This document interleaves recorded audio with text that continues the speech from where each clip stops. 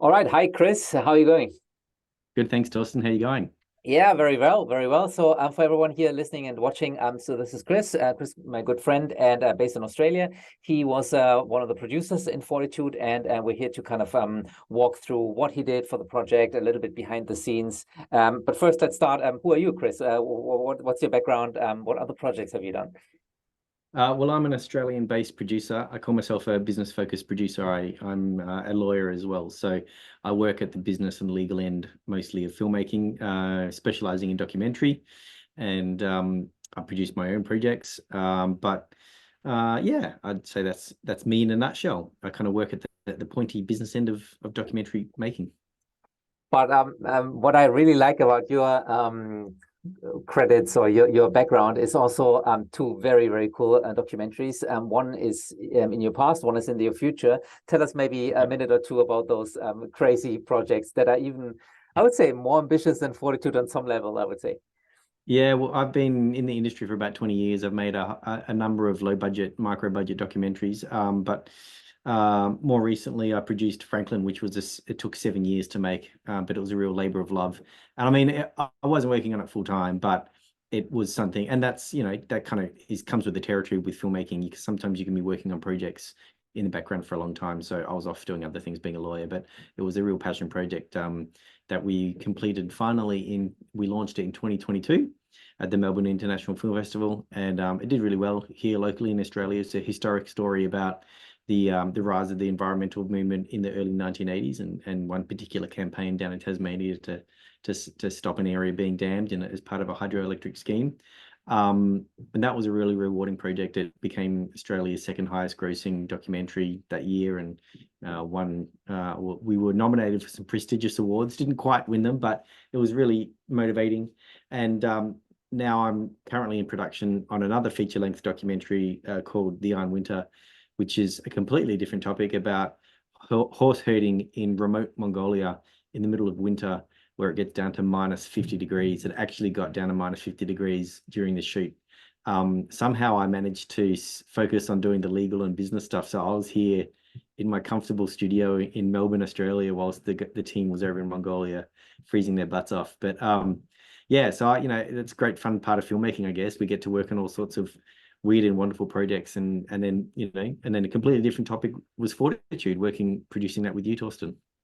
Yeah, I mean it's different to bringing a whole crew and all the equipment to the winter in Mongolia or the Tasmanian jungle. I think it's called jungle, right? It's rainforest, I'll rainforest. we'd call it, yeah, the rainforest or the Yeah, bush. We'd yeah, call it the bush in Australia. yeah. No, we had It's in very that. remote, yeah. I love remote shooting, and it's a real adventure. I love the outdoors anyway, so I love the technical logistical challenge of pulling off a shoot. And I guess that's what personally I love about documentary is that you have small crews, which allows you to move quickly, be nimble, and respond to things as they come up. I used to produce TV commercials in a previous lifetime, and that was when you had, the full crew with, 30 crew, 40 crew, and all the trucks, and you had to lock down locations, and it was a really big deal. And I just found that style of production, I mean, obviously, it's great when you're doing scripted content and you're wanting to create a whole imaginary world, but it's very stressful because as a producer, the whole time I'm on set, I just hear, cash registers, just money. I just everywhere I look is just money just burning money by the second. So it's very stressful. So I like documentary because it's a lot smaller, compact, and we can go out and go to weird and wonderful locations and do amazing. And I think nonfiction is what do they say? Truth is stranger than fiction. So you can often get more interesting stories from the real world. Well, And Fortitude is that. I mean, I don't think there's any drama film that's explored the breadth and depth of what you've explored in Fortitude. It's fascinating.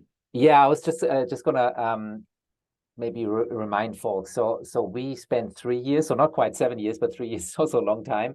I think it was 8 countries and on four Yeah. continents. And entirely over Zoom like this, because I think we started this just as you left Australia. Were living in Australia for quite a while, and that's where we met.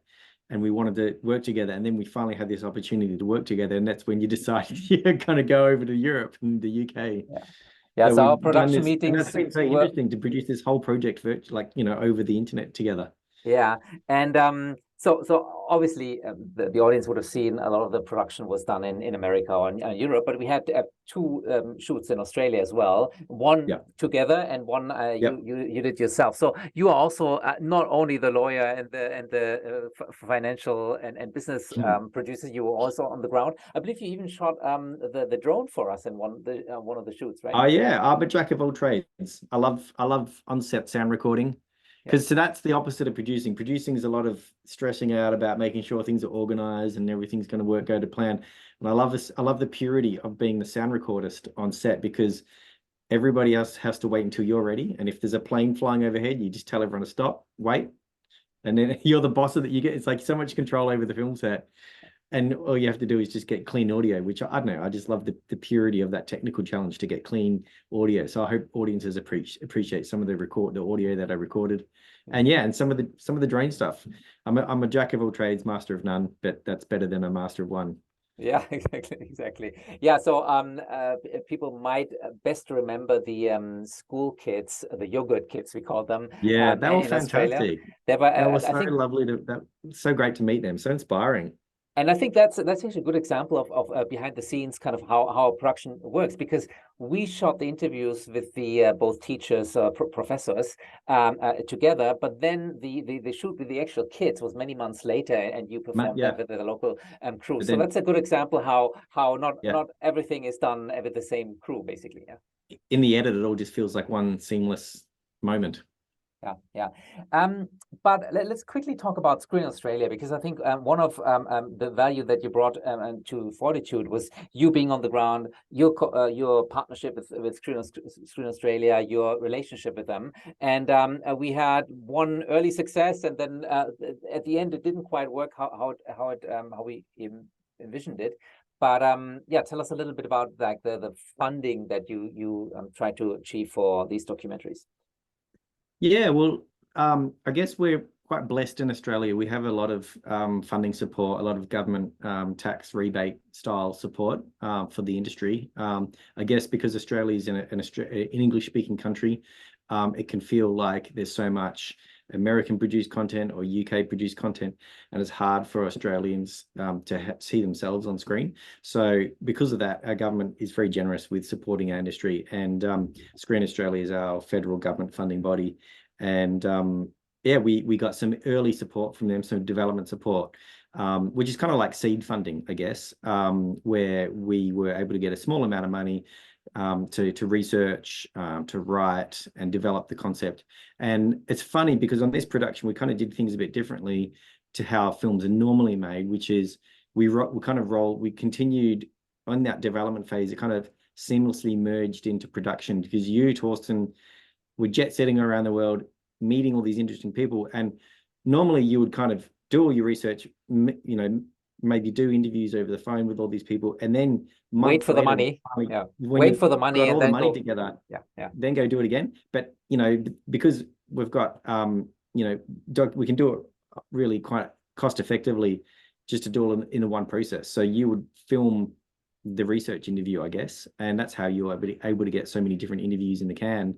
And I love the way that you just kind of followed your nose. You'd go shoot one interview and then go to fly somewhere else in the world and shoot with somebody else, and you'd piece the whole project together like that. So to go back to Screen Australia, we got some seed funding, which kind of got us on the way. And then you went off and shot all of this material, did most of the edit, and we went back to Screen Australia to try and get some production funding, but it was very competitive. There's whilst we do get lots of wonderful government support, they can't fund everything. So they thought Fortitude could kind of stand on its own two legs by then anyway. Which is fair enough, right? I mean, to be honest, I guess that's true. Yeah, I mean, there's lots of companies, there's a lot of commercial activities. My film do well internationally. So, like on a needs basis, I assume there's other more Australian productions as well. So yeah, we were not lucky with this one. But you just mentioned something with like all this application process, right? There's also a legal element, and I think we didn't kind of circle back to your kind of legal work as a media lawyer. So tell us a little bit about maybe some of the legal aspects of maybe Fortitude, but filmmaking in general, because a lot of aspiring filmmakers maybe don't really like understand what it also entails to do a professional television production. Yeah, well, I guess it's really just all about I'm probably going to undersell it here, but for me, it's all the legal plumbing that we have to put in place to make sure that we manage all the IP that's involved in a project. So all the copyright that's created at the development stage when you're writing scripts or researching, turning an idea into something that you can actually film, and then of course going and filming it. Every time you roll the camera, you're creating copyright material. So as a media lawyer, my real job is to make sure we're getting all the rights in from all the various contributors of the project, writers, directors, other producers, partners, making sure we get all the copyright in so that the entity that's producing the film can own the film. And then once you've made the film, then the next whole phase is managing all the licensing of the IP out to distributors, sales agents, broadcasters, streamers. So figuring out the whole business and legal framework of how you're going to work with multiple partners like we are on Fortitude. We've got Sideways, our TV distributor, and then we've got Film Hub, who are doing our VOD distribution. So that all kind of takes a bit of planning and a little bit of legal plumbing just to know who's doing what, really. And I guess it's all just it's all informed by law, and you do it all with contracts. So I spend most of my day creating bits of paper for people. That is underselling, yeah. I'm glad we covered you as a drone pilot and sound recorders too, because otherwise you would sound like shooting drone is a lot more fun. But yeah, paperwork is also is essential if you want to make a film. Yeah. So, but maybe just summarizing the legal aspect for aspiring filmmakers who might be listening or watching.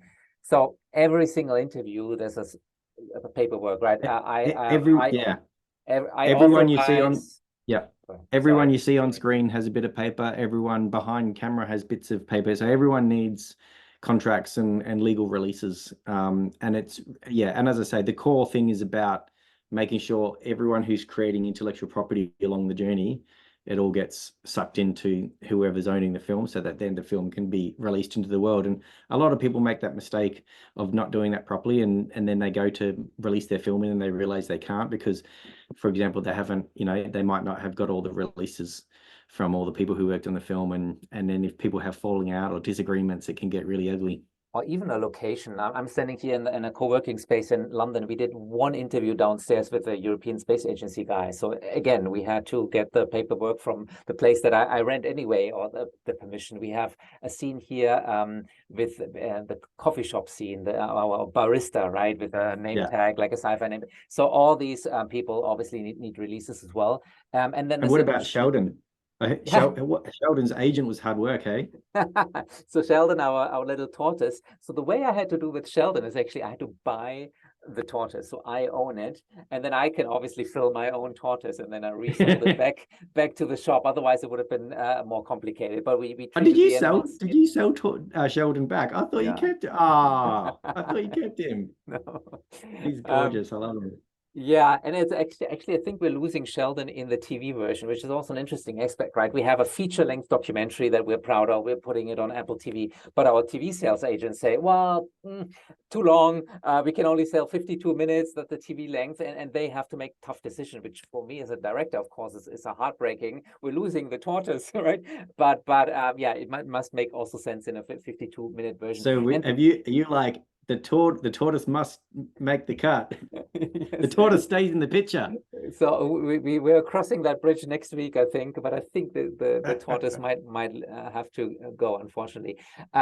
Also insurance, right? Insurance is another thing that production insurance needs to be kind of covered and all that thing. So I think we covered that quite well. Let's maybe wrap up. What were your No, actually, before I ask you the favorite bits of Fortitude and like the most interesting bits about it, let's talk about data, because you were just showing me some of the hard disk. Give us an idea, like how much data are we talking? How many disks? How does this all work? Because Chris, you were kind of like our person in charge of I the was the whole data I was the landscape. edit assistant as well in this whole process, but Yeah. that's because I'm a control freak and I get stressed out if I don't know where all the data is sitting. So I was just looking back there because I've literally got a whole pile of hard drives of all the different footage that you were shooting all around the world over the 3 years you've been making this.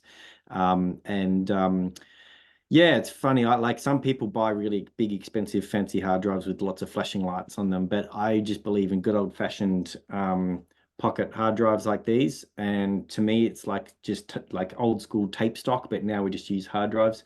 But the key thing is backup, backup, backup. And so you got to have at least two. I think we were just going through it. In some cases, we've got 4 copies of our original footage, so that if hard drives go missing or if they don't work, and that happens often, then you've got backups. And then I really enjoy a well managed system for making sure you've got all your rushes backed up and in duplicate places around in different places. So you've got a set over there in London, Torsten. I've got a set here in Melbourne, and then. What was amazing for me on this project is we had our microlay editor over in Florida, and then we had our colorists over in Ukraine, Sergey in Ukraine. And so this last couple of months, as we've been finishing the film, I've had to upgrade my internet here to get really high speed fiber internet so that I can be sending all this data around the world, back and collecting, downloading and uploading it to the various people who need to do it. Oh, plus Joshua, the sound mixer as well, who was in Germany, yeah.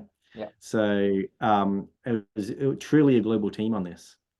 Yeah, that's how I like to work. And you actually mentioned about that my process, right? And you said I follow my nose, and it's not only that, it's also new opportunities kind of open. Each interview Yeah, might be sorry, each interview leads me to another introduction, leads me another thing. yeah. So that's how I like to work. And similar with the team, you're assembling a team. I now found a guy that I really like to work with on set. He happens to be in America, and if possible, I fly him into the shoot for Berlin or something like that. And post production the same. We just kind of work the best we could. I wouldn't say that it was a smooth process post production, but thanks to your help and everybody's professionalism, we kind of managed in time because we had like this deadline for Apple TV to reach for a release date. Yeah, so wrapping up our little recap here, what do you think? What were the most memorable moments, or the things that were most fun or most stressful? Maybe anything comes to mind? Yeah, I think this whole global team is something that I really enjoy doing because it's made me have to think about how to do a workflow, completely virtually online, and through that found some, it's been a really interesting time with software and new kind of co-working solutions coming online, and of course the rise of AI in the context of all this. I think that's also something that I really appreciate that you do, Torsten, is you're so up to date with all the new AI and all new products and projects that are being worked on. So I think this was the first project where that we've used generative AI to create vision. And I think also audio as well. Did you do some generative AI created audio? So that was really exciting to get a glimpse of where filmmaking's heading with all this new technology. And for me, it's reinforced that AI is not something to be scared of. There's a lot of people worried about AI taking jobs, but I think Ted Sarandos, the head of Netflix, said last week, and he nailed it, is that AI is not going to take your job, but the person who knows how to use AI well might take your job. And so this has been a great experience for me to keep up to date with all the latest tech and see how filmmakers can make use of AI tools to do their job smarter, not, to work smarter, not harder. And I think this is actually a nice way to wrap this conversation up, because we started in the steppes of Mongolia or in the rainforest. Nobody's Yeah, gonna replace a camera guy or the sound recorders to someone there, but maybe in the post production process or with paperwork in the future, possibly even with some editing. yeah, And I'm not talking about the edit of the actual film, but we're now speaking about editing the interviews together, like for bonus content or something like that, right? So yeah. AI software can actually do and help us with that. So and I think maybe in 2 years, 3 years time for our next project, it'll be even more advanced, but not replacing you or me or the camera person. Yeah. No, or the editor. Yes. There's always going to be room, I think, for human artistry, and all Yeah. these tools will just make our jobs easier and faster, so we can do more.